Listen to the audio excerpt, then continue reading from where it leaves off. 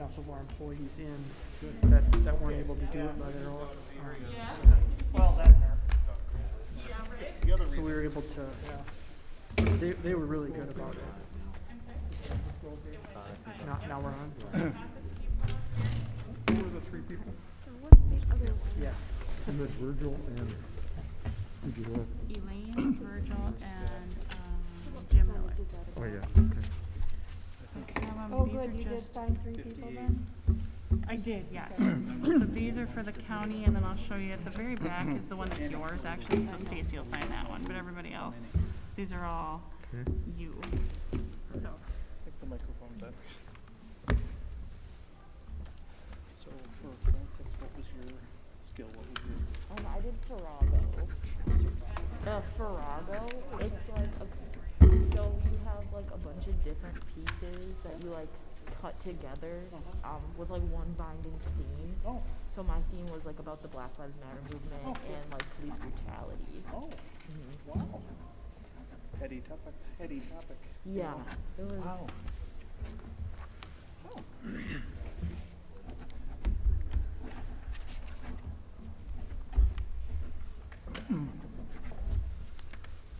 Those are wonderful skills, though. Yeah, Public I- speaking is very. It's one of those skills that you put yourself in an uncomfortable situation, you persevere, and it's like this massive. You have kind of a. I don't know, dopamine. Yeah. Oh, are we ready? I have a lot of fun with it. Yep. I really like to speak. So He's not turning it's it a on good until I give him the Well, it's very message. cool. Is everybody ready?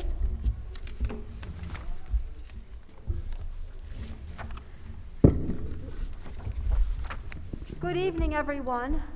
I call to order the regular meeting of the River Falls Board of Education. This meeting has been properly notified. Do we have any visitors or delegations who would like to address the board this evening? All right, then we're going to move on to informational items, and the first one is the superintendent's report. Couple of items. The first, wanted to let the board know that we are planning on a school forest planning meeting to be held April 27th. We have a initial small group that will engage in about a 3-hour facilitated meeting conducted by a gal from the state organization LEAF, which is associated with UW Stevens Point.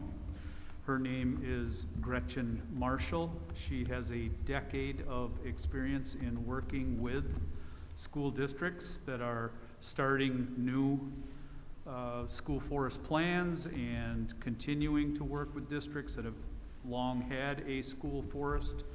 And so we're excited to have her help us in create some of the foundational practices that we think will probably lead towards having some subcommittee work, curriculum work, specific lesson plans for teachers. We have the vision, as I know is shared by all of you, to have a facility on the grounds. There no doubt will need to be some fundraising efforts for the facility and some related planning, different trail development and plans associated with that. Our property will connect with the newly acquired Kinney River Land Trust community forest property that also connects to the city-owned property. And so we're excited about what the future holds for that. And we're gonna jumpstart some of those planning efforts on the 27th. And so we will definitely continue to report back to the board, and we will definitely be reaching out to other community members to be involved after we hold this initial meeting. We know there's people that are also anxious to help bring that property to new life, and so we're excited about that. The second piece of information related to that property has to do with a little bit of debate over whether or not, when all of these trails are developed, would we allow mountain biking to have shared use with hikers and walkers and so on. And based on some preliminary feedback, it seems as though the neighboring properties will allow biking. I think that we're positioning ourselves to develop the trails in a way that would allow shared use. However, the design and the signage and the control that would be maintained would not allow for, this isn't a mountain biking racetrack by any means. So there's a great deal of planning that has to go into trail design and signage and so on, but wanted to be transparent again with the board and with the community that right now we're leaning in that direction, that there would be shared use. Thank you. Do you want to talk about COVID updates? Yep, third item here is the COVID-19 update. Erin, I think, added a couple of slides to your board book, and she's gonna pull them up on the screen here as well in case anybody's following along at home. Hopefully they can see this as well. We first wanted to remind the board, obviously, that preschool through 12th grade, we're all back at school attending 5 days a week. We've been in that mode since the 1st of April. Prior to that, we were 4 days a week, so we're all excited to be back more fully engaged with our students. It's been a long year for everybody, we know, for parents, for students, and staff alike. Mention that we will continue to maintain our masking requirements for all students and staff. Right now, it looks as though we'll continue that through the end of the year. That's a school board decision, obviously, as well, but right now, that, as you know, that's our approach.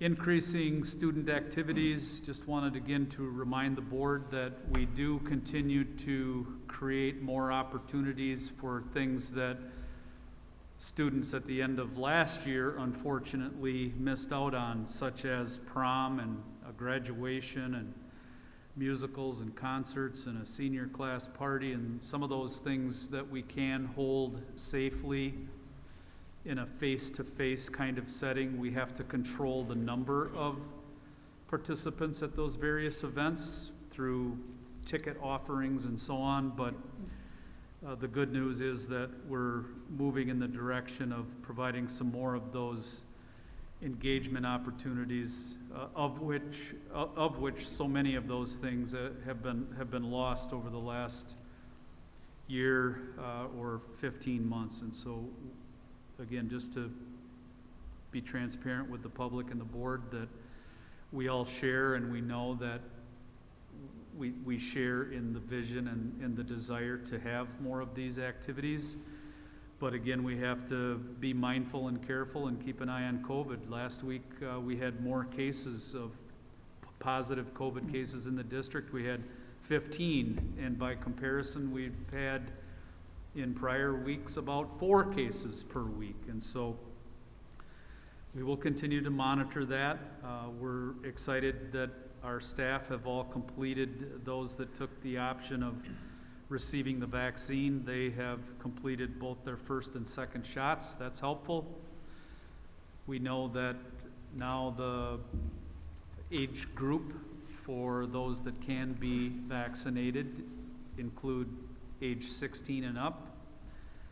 And so hopefully we will, as a nation, continue to make progress with the vaccine. And again, just wanted to kind of give the overview for the board as to where we're at with some of our school activities. There's a second page on the slide where we show a recap. You've seen this bar graph in the past, kind of a chronology, a monthly snapshot of the number of cases throughout this school year. And so we went down in February and March, and now here with early in April, we are seeing an uptick in cases. So the reminder is for everyone to please continue to do their part. We know there are differing opinions and views on the masking policy and whether or not all mitigation efforts should or should not be in place, but we continue to stay the course to the best of our ability at the school, and we appreciate the the patience and the collaboration with parents and students. We've got about 7 weeks left of the school year, and we want to get to this finish line and be able to do so with no further interruptions to the greatest extent possible. So we need to stay together on this. Jamie, have we had any conversations with Pierce County Health or anyone else about possibly doing a vaccination clinic here in the high school for students before the end of the academic year? No, you're talking about a student vaccination site here at the high school? Yep. We have an option, we had an option to consider, which would have provided busing to a site at Eau Claire, and we ruled that out, particularly because of the recent COVID cases and putting a bunch of kids on a hour-long bus ride. We weren't comfortable with the way things went last week with our COVID cases. We've shared last Friday, information went home to all parents telling them a number of different potential vaccination sites where they can line up vaccines if they so choose. But no, we have not coordinated a site here at school. The reason I ask is because, well, several things. One is I'm strong pro-vaccine. So if there's any question about it, anybody wants to know, I'm strong pro-vaccine. I've had everything, my tetanus shot, my shingles shot, my pneumonia shot, my smallpox shot, my polio shot, my flu shot, you name it. I grew up that way. My mother got me vaccinated early on with all those things, and I think, with the exception of a few people who may have some reason not to, who may, because of their doctor's advice, may not want to do this, that we need to be encouraging vaccines. Partially, this is a personal decision, but for me, it's a family decision and it's a community decision, every bit as much, if not more so, than an individual decision. So, I'd like us as a district to encourage vaccinations, and we've been doing that with our faculty and staff, and we've done some great jobs of getting that lined up and giving them the time and making all that available.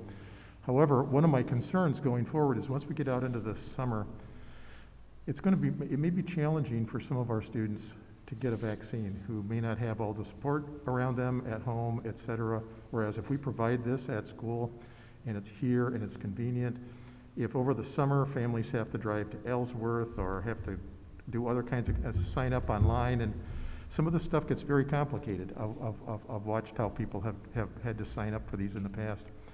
It could be a challenge for us and for all of those students and families who really want to get their kids, especially high school kids, 16 and older, vaccinated. Anything we can do to help promote that, or find a way to do it here in the community, or anything else, and their families too, the students and their families, before the end of school would help us so that this doesn't become a struggle over the summer. And I think our school district's going to be stronger and our community is going to be stronger if most of our high school students return in the fall having been vaccinated. Agreed.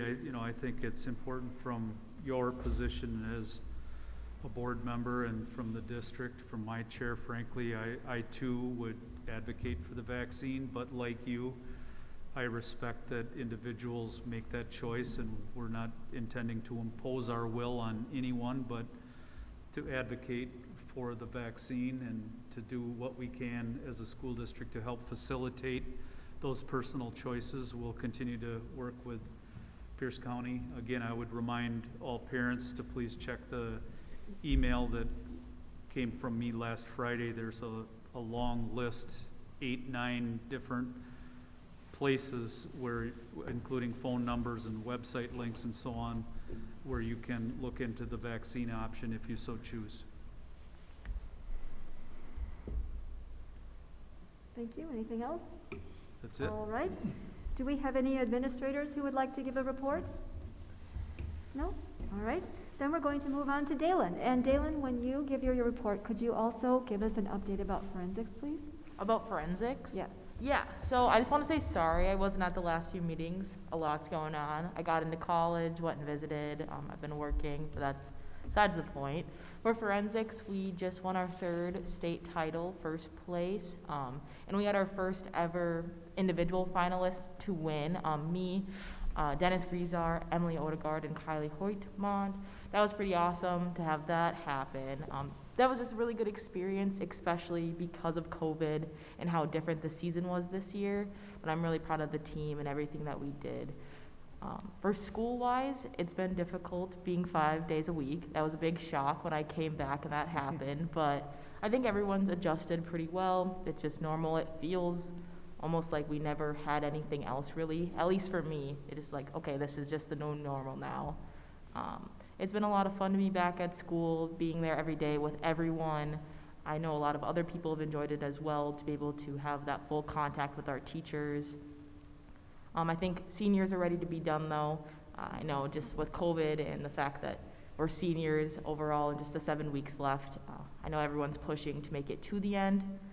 Prom being able to be continued is exciting. I'm not personally going, but I know a lot of kids that are, and they're very excited to be able to experience that, as well as graduation. Knowing more about that and learning more about how that will be provided will be very interesting and very exciting. At least for me, I'm super excited for the ceremony, just to round everything out for the school year.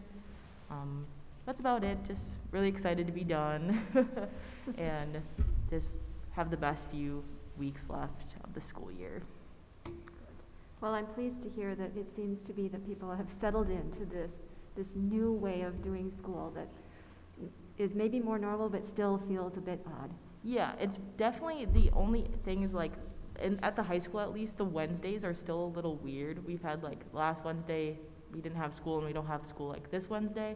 So it's kind of felt just the same as before, but even when we did have school, I don't think it was really that big of a deal. Wow. Thank you for persevering with that, with you and your classmates. All right. Do we have an update for EID? David and Nathan?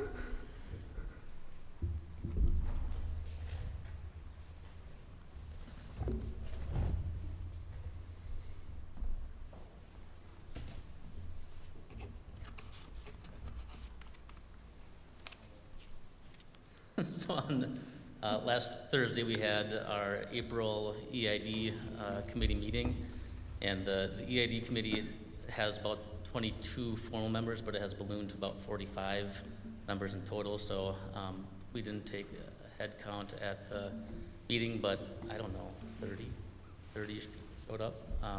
Staff, students, community members. So that was nice to see.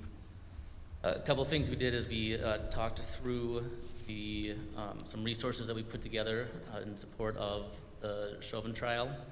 At the time that we put it together, the Wright shooting hadn't happened yet, but it feels very applicable to that. And so the resources we put together take it from an approach of being both proactive and reactive. And so we provided some things on how to have civil discourse if things came up in the classroom. And teachers need to create a safe space for conversations to be had. We also shared some resources on how to talk to your children about traumatic events. And then we also included in more of a proactive way, our policy 381, which is on controversial issues, so that if teachers felt it appropriate to teach specific lessons about it, that they had the guidelines they need in order to have those courageous conversations with students. And so we received feedback, shared it with the committee, received feedback on it, and the feedback we'll use in the future to guide the resources we put out there in future events. We also met with our subcommittees, and so I'll speak to the holiday piece. That subcommittee, we're at a spot where we feel like we have a policy that we can bring forward that focuses on celebrations and guidelines on how to have inclusive celebrations, and we'll bring that to the admin team this Thursday, and then hopefully bring it to ed programming May or June. So the holiday, we start off with it being a holiday. The holiday piece is become less of it, and we talk more about celebrations, so including both holidays and things like prom and things like homecoming, and how to make sure that we're doing those in a way that's inclusive for students. the policy doesn't necessarily outline things that you can't do. It just says, when you do these things, here are things to consider. So creating what I would call multicultural students as part of that process. So we're looking at creating a training around the policy, just to, I mean, policy's good, but what makes the real impact is the conversations we have around it and the work we do with those policies in the schools. So that was the holiday piece. You know, the group that I worked with for discussion on Thursday was the LGBTQ awareness group. We're less about policy development at this point and really having conversations around trainings based on the feedback that we received. When we shared out some of the work of the subcommittee in February, we got some really good feedback from our faculty and staff. And from that, Summer Bowers and Nate and Amy Everson within the group have spent some time going through that feedback and developing some training, a training plan to address the questions that came up. And so specifically, the development of a survey that we would share with our staff to guide some of the questions, and then a kind of a two-phase training that would start with covering some basic topics around LGBTQ, various identities, meanings, really that initial step for some of our staff, address pronouns and gender-sensitive language, and the concept of marginalization and implicit bias. And then the second phase of the training would really focus on action steps to make our students feel more welcome and supported while remaining age appropriate, addressing that and understanding that we have a pretty big wingspan between PK through 12th grade, and what a welcoming environment looks like has the same themes in all of those places, but the way that it's addressed is different depending on the age level. And so we're working through that and connecting with our principals and Jennifer Peterson. So when we plan for next year's staff development, that this fits in there and aligns to the other work that we're doing. The other group is the dress code group. Nate and I did not sit in on that. I did have conversations with the committee that did do that, and where they are at now is policy development. They've had some really good conversations. They've dug into the history of dress code. They've had a chance to view other school districts addressing of dress code policy development. And the next phases will include the opportunity for ed programming and the administrative team to look at some recommendations, but we're not to the point where a recommendation is ready for that group yet.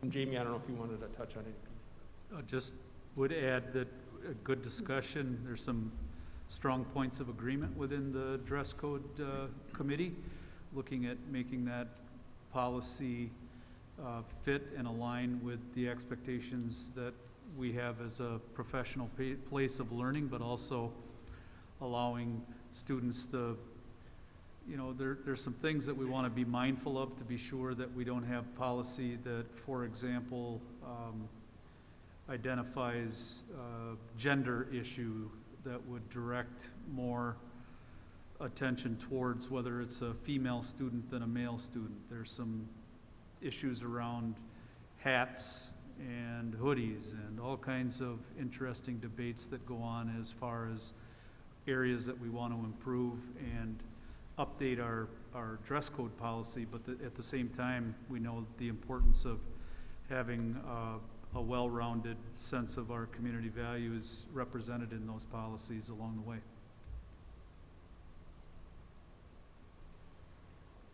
Any questions from board members? Oh, I'm sorry. I have a question, but were you going to say something? I was going to say that Dave and I, in terms of kind of wrapping up the school year, we'll be looking at just kind of presenting the work that the district has done this past year with equity. We started off with several goals we want to bring back to you next month, kind of what that looks like. So if you have specific things you're wondering about or want to know about, feel free to reach out to us so we can do that at the end of the year. Were the Chauvin trial support sent out to parents in a letter, or can you tell me a little bit about how parents or families get that information? So right now it's on our EID website, and we talked about it administratively, and the building principals will talk about it with their staff, let them know that it's there, and then it'll be there for families that need that support. So it went to it's going through the staff and through our website, but nothing sent specific to families, right? That's currently not the plan, no. I didn't hear that. Can you repeat that? That's currently not the plan. So there was a lot of options, right? We could have, at one point, we could send it out from central office. There's an option to send it out at the building level. And administratively, we discussed that we felt the best way to get it out was to kind of work through at the building level.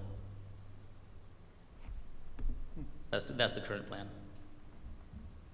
I have a question about that. How soon is that gonna be out to people, or is it already? Because the Chauvin trial is almost over. Yeah, it's available and has been available. Okay. Is it an issue that people have to really go pursue that, or to me, that feels like something that we should be a little more out with, right? I mean, it's 30 minutes away, it has an impact on our community too. I'm just curious. I agree with you, Cindy.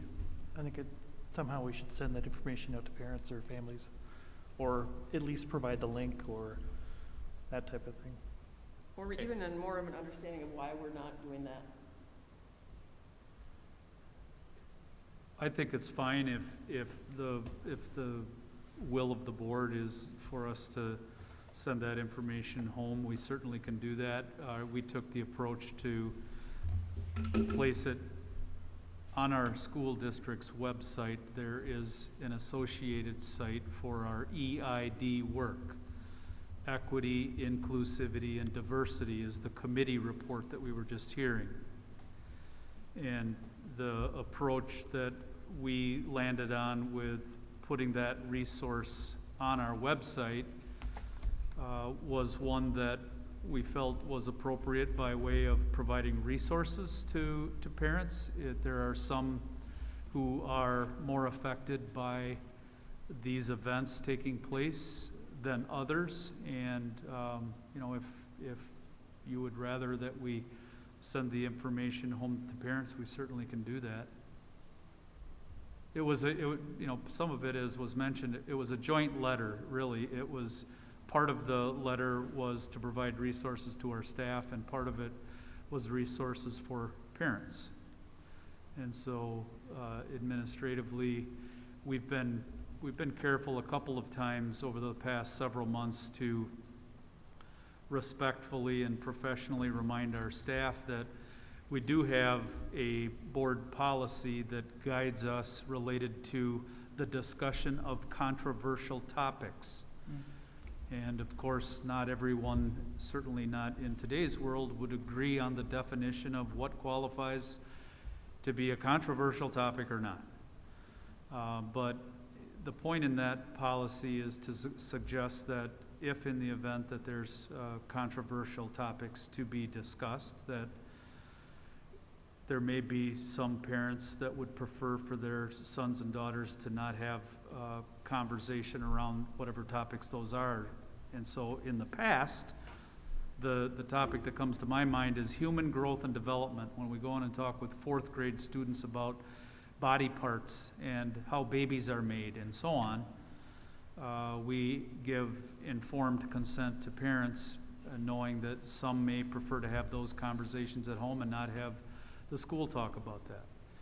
In the case of the Chauvin trial, taking on a bit of a much different, but yet potentially controversial topic, I frankly would say that I think that, be it right or wrong, we felt the best place for us to put those resources was on our website.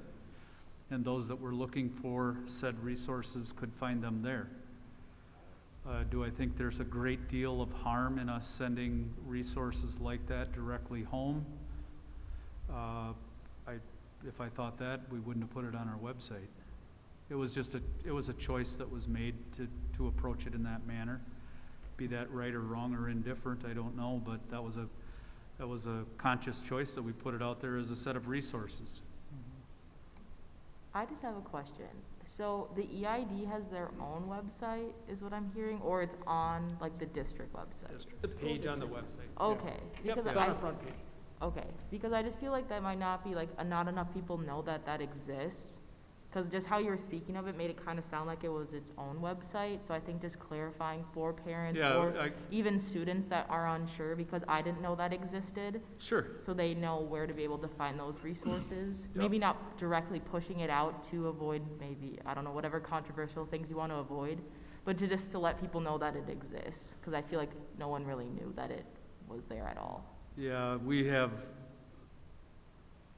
in agreement with you, I would say, we have a rather complex website that there's all kinds of links and information there, but I'll provide the specifics here in case anybody is listening at home and for the board as well, that you go to our district website and under the tab of the district, it's front and center. When you pull it up, you'll have district and schools and student, all kinds of different resources. If you go under the tab that says district, you can scroll down on the menu options and find equity, inclusivity, and diversity, and that'll take you to the EID website. It's about 2 clicks and you're there, And I if you believe- know what you're looking for. And Aaron is showing people on the screen. So I think one point to be made is at least some of the resources are generalized resources about how to help children through traumatic events or scary things that are in the news. It's not only narrowly about the Chauvin trial. Am I correct? And so these resources are broad and can help parents think through ways of helping their children deal with difficult things that come up over time. Yeah, you know, some of the resources are the same resources we send out if there's, say, a parent death or something else in the district. So, you're right, exactly right. It's a very broad, how to talk to kids about traumatic events is one of the resources. I think part of it, we envision that as we continue to do the work around equity, inclusivity, and diversity, that we will continue to build additional resources into this particular website, and we just thought that was a good place to put those associated resources, was in our equity work tab. And perhaps a middle ground is to suggest that in newsletters that go home, we put an announcement Sure. that if you're looking for resources to support you, this would be a good place to go, because that gives the information, and allows people to know where to find it. I just think making it easier to find, right? Like Dalen said, so that parents know even to look for it, or just a little bit more visible. I think the opportunity right now to have conversations about equity and inclusion and diversity with things happening so close to home, students have to be talking about it. Yeah. I would think. Yeah. Right, so the opportunity to move that work forward and even take I realize it's controversial for some folks, but if we're gonna be focused on equity in our district, I feel like taking a position a little bit as an anti-racist district this would be an opportunity to eke out into that, right? So I'm just worried about missing the opportunity about it being an emotional thing for students and families, and not having it be a visible response from the school, or a statement about equity and our community and racial justice from the district. That is, I don't know, I'm concerned about that personally, I guess. Well, agreed. I mean, we put in writing in this resource, we recognize that, this right now, the specifics right now have to do with the trial, another ongoing iteration of many other issues going on in our nation. This was a little more directly attached to things, certain events bring certain emotions out of people during certain times, certain things that have affected them previously in their own life, certain chains of events, things that happen right now. This was specifically that this whole thing is getting brought up again now, specific to the Chauvin trial, and that we know that this trial is being discussed on social media, in news articles, television, radio, and that our kids are watching and listening. And that's the gist of why we wanted to just provide some supportive resources available on that website. I think- I think it's amazing, and I think it's great that we are providing those, but I didn't know we had it there until you gentlemen mentioned it. Me too. So, and I'm at the district website frequently, you know, I'm on it and that type of thing. So as a parent, and every parent is having this conversation to some extent with their kids because it's all over being 20 miles from here. I would like to see it somehow announced or just the link. I think everything you've got here is great, but it gives you, you know, steps or how to talk to your child and that type of thing. And I think those are the resources I think we as a board and the school district, you know, should arm our parents with. They can choose to discuss it. They can choose not to discuss it. They can, whatever they'd like to do. But I think seeing as though it's right in our backyard, and actually it's right in our city. So, I mean, it's not just a foreign, you know, foreign topic.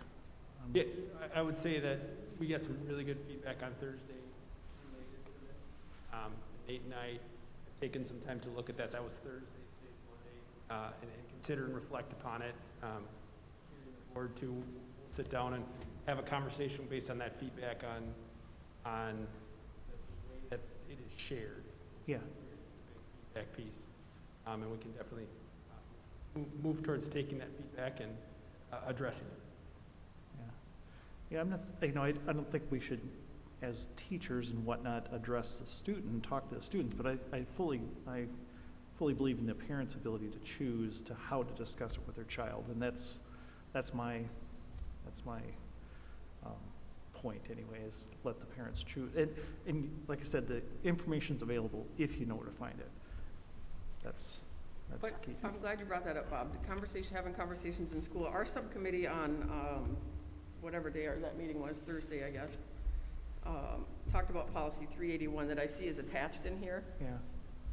And we really need to revisit that policy sometime. I don't remember, we talked a little bit about it as a group and how it is revised September or May 2010. So it's been 10, 11 years since this has been revised, it looks like, based on the date on here. Yeah. It's extremely neutral, and as a staff person, I would be hesitant to have any conversation at all about anything happening really in the world right now based on this policy. So I would really like to see us revisit this policy and make some adjustments to it so that we can have those conversations when things like this come up. So I think that as far as the flow of our agenda, that is something that we could bring up for new agenda items and then ask to have that policy reviewed. Because it's something that is about curriculum, it would go first to a program for revision. So why don't we hold on to that thought until we get to the end? And I think just as we're tying up now this conversation about EID, to me, one of the most important parts of the memo that you've sent out or that you've provided for teachers and for parents is the idea that if anybody knows of a student or any child who needs additional support, to make sure to contact us, to contact the school, that we have resources to help them. And then I do encourage parents to look at these websites. They're websites that provide strong information and just ideas for parents to think about as they plan how they will respond to their kids. So, Are we going to encourage it going out in newsletters from each of the schools, or are we going to just leave it on the website, or what are we it thinking? makes sense to me to alert parents through the means of communication that we have that these resources are available. If you're interested, here you go. I think that's a more effective way than sending home a flyer. Yep. Because that's how we typically do things. So I leave it to you folks to make the specifics about how you plan to get the word out. But I think what you're hearing from some board members is you've done some important work gathering resources, and we're anxious to make sure that people take advantage of them who are Disseminate. interested. So, is that good? Yep, All right. disseminating is mine. Thank you, everybody. We are now going to move on to action items. And the first thing is that we have minutes of the March 15th regular meeting of the River Falls Board of Education.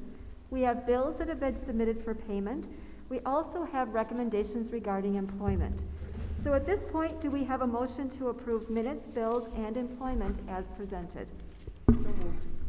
Thank you, Second. Cindy. Thank you, Todd, for a second. Any discussion? Discussion, I had mentioned it to Aaron on Okay. the minutes that the address where we met on March 15th should be the high school. The Montessori school? Yeah. Yes. The high, yeah. For the March 15th, full board meeting was actually held right here, as opposed to 8:52. So can you tell me the East page Division. number where the error is? That'll be the first page of, So page, okay.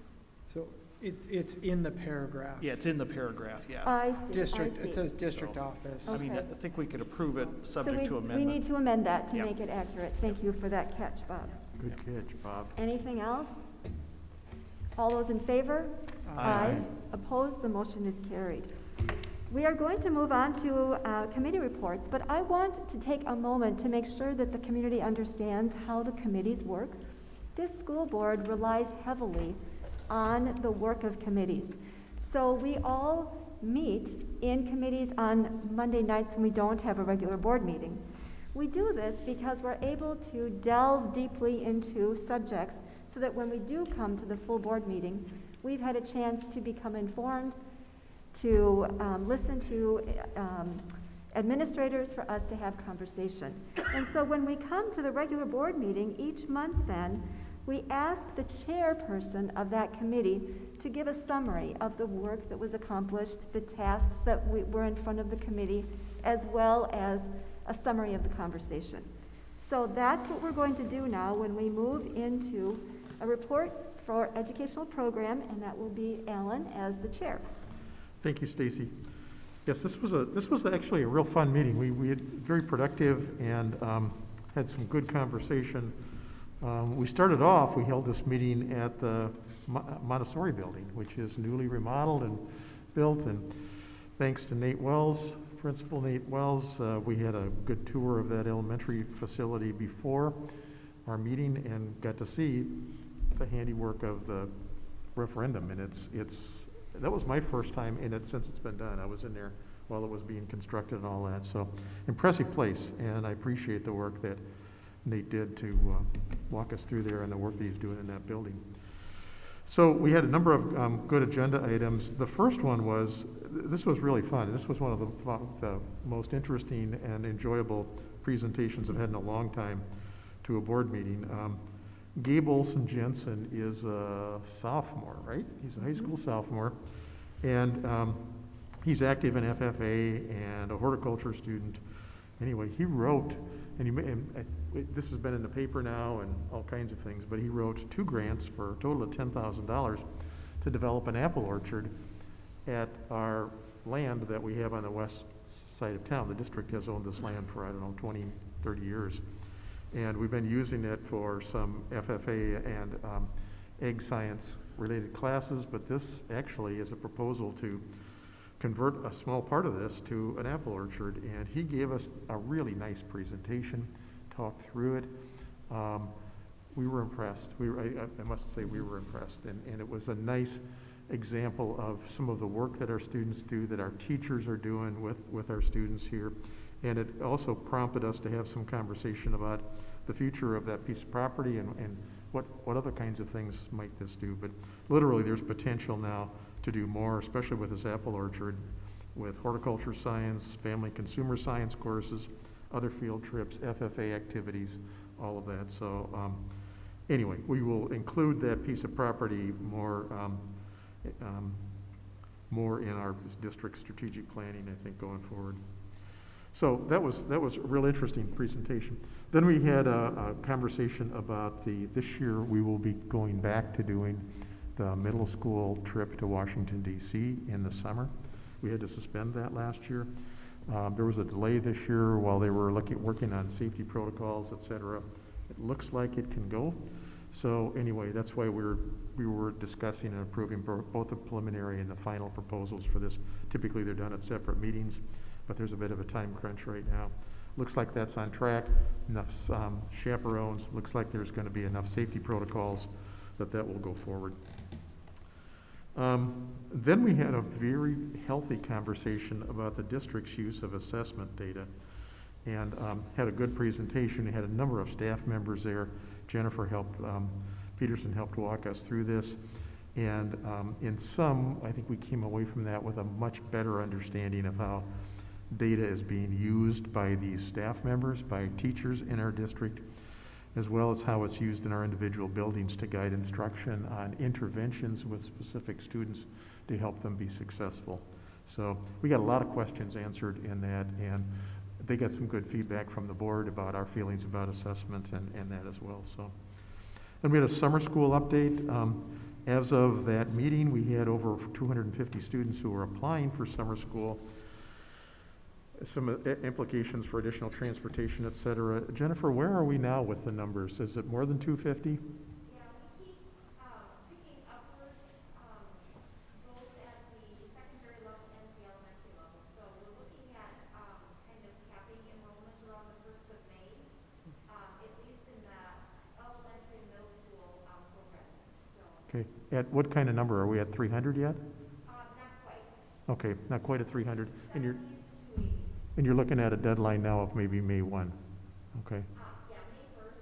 Okay. Other than that, the secondary credit retrieval options will go through the end of the year. As the counselors are working with students, if there are students that are short credits, they might graduate in the August timeframe, or we're trying to do everything we can to make sure that we're keeping students on that path and track for graduation. Okay. We're not certain what our high school numbers will be. Summer school is going to be real important this year, so thank you for your work on that, Jennifer. Anyway, that was an update. And then we also had an action item of, and we do this every year, we act on our shared services contract with CISA 11. CISA is our area education agency and is part of the state that provides a lot of services for a variety of schools. We have a contract with them, and we discussed what those services would be going forward this year. And then we set up our next meeting for May 3rd. So anyway, we have a couple of items to act on. One Take is 1 the, and 2 together. pardon? Take 1 and 2 together, please, Right. and then 3 separately. So I will move that we approve the preliminary and final Washington DC field trip applications. Second. Thank you, Ellen, and then thank you, Bob. Any further discussion? All those in favor? Aye. Opposed? The motion is carried.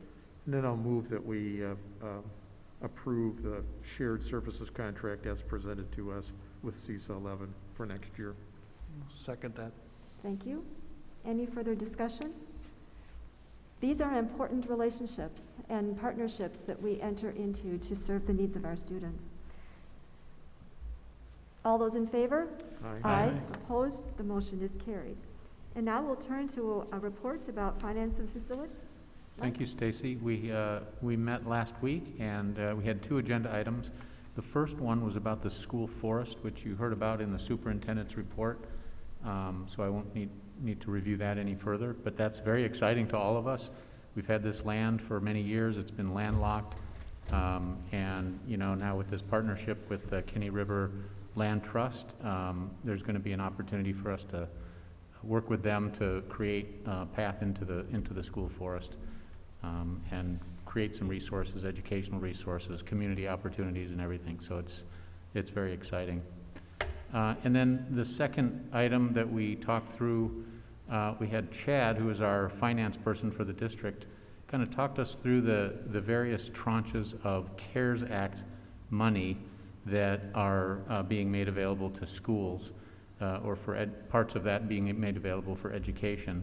It's coming in 3 sort of phases, and it's not exactly finalized in terms of how many dollars we're going to get with each phase after the first phase. So he's just keeping us updated on where the latest thinking is on that and how it kind of impacts our budget thinking to make sure we're keeping a good eye on the budget and, setting ourselves up for success for next year.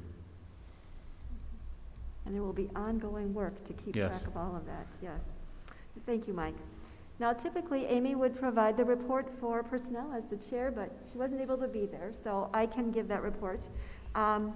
The The Personnel Committee met on April 12th, and the first thing that we did was to fulfill an annual responsibility of approving letters of intent to all of our certified staff. We also approved the job description for the community education and communication position. We heard an update about the teacher compensation plan. We are, it feels like perpetually in the process of making revisions. And then we also went into executive session to discuss negotiations with our various groups. It was a good meeting. And at this point, I would move that we approve the 2021-2022 letters of intent to our certified staff. I'll second. Thank you, Amy. Any questions, comments, discussion? All those in favor? Aye. Opposed? The motion is carried. I also move that the board approve the Director of Community Education and Communications job description. Second. Thank you, Mike. Further discussion? All those in favor? Aye. Opposed? The motion is carried. One of the things that we do is that we create school calendars, and it might sound like an easy job. It's actually really, really complicated. And although we don't like to make revisions every so often, we are in the position of needing to do that. So right now, before the board is a proposal to make an adjustment to 2 academic calendars regarding spring break. If we make these changes, we will then be aligning the River Falls spring break to the spring break week at UWRF. And there seems to be some good reasons for doing that for our families and for our community. So, at this point, do we have a motion? So moved. Thank you, Amy. Is there a second? Second. Thank you, Cindy. Questions or comments? I have a question. Yes. Just if you know the reasons why. I'm just curious why you would change it to that week. Well, there are some benefits to having it aligned with UWRF. And so our families that have a relationship between the school district and UWRF, it works out really nicely. It also, there are some benefits to the flow of the academic year that actually benefit the school district, and so we're seeing that as a positive. Dave, do you want to give some more specifics?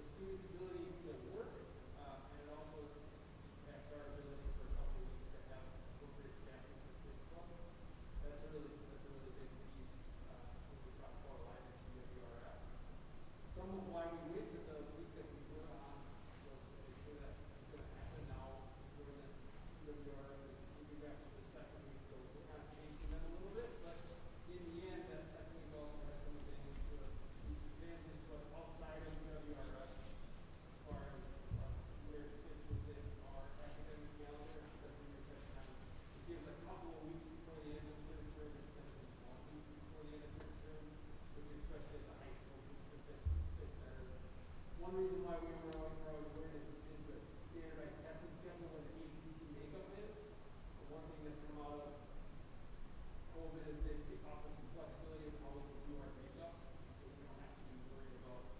If you ever want to schedule your ACT makeup, then you can spring break it and it's done, right? You have a snow day at the first one and then you can't. So now we have some flexibility, so for all those reasons, when we learn from UWR set their calendars, it's not something we want to do. Okay, thanks. I was just curious. To make sure that everybody was able to hear that, Dave was also bringing up the fact that it really helps with Kids Club to be able to have these 2 weeks aligned. There are, as he said, some benefits to the academic calendar. So it seems wise all the way around to make these adjustments. The Kids Club piece is that many of the employees that work in Kids Club, the before and after school daycare program, is that many of those employees are in fact university students. So that's an added piece. Stacy had previously mentioned that employees that work at the university and have children in our schools, or vice versa, employees in our schools that have students at the university. There's some conveniences for local families as well. Hence, we've decided to align. Stacy had a comment. Mhm.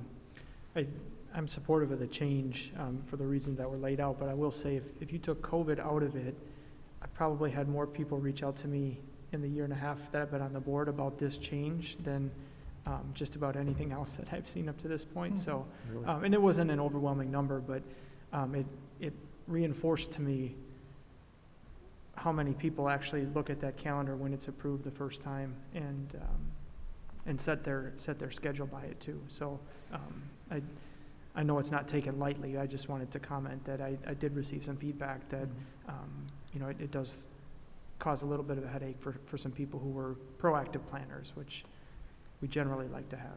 So these are I people know. who were concerned They were that in we favor were of it? changing it. I'm sorry, what? They were concerned that we were changing it and not They supporting it. they had already taken the schedule that was approved last month, made arrangements based on that, and are now, and again, we anticipated, I think, some of those things to be happening, but I just wanted to make a comment about that too.